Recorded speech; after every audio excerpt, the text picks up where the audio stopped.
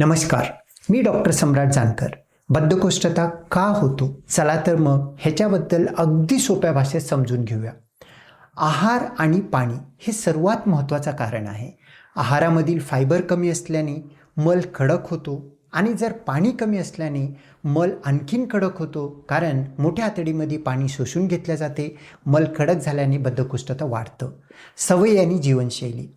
शौचास इच्छा दाबणे हा एक कॉमन प्रकार झालेला आहे, ज्यामुळे रिफ्लक्स कमकुवत होतो. व्यायामातली कमी, त्यामुळे आतड्यांची हालचाल स्लो होतो.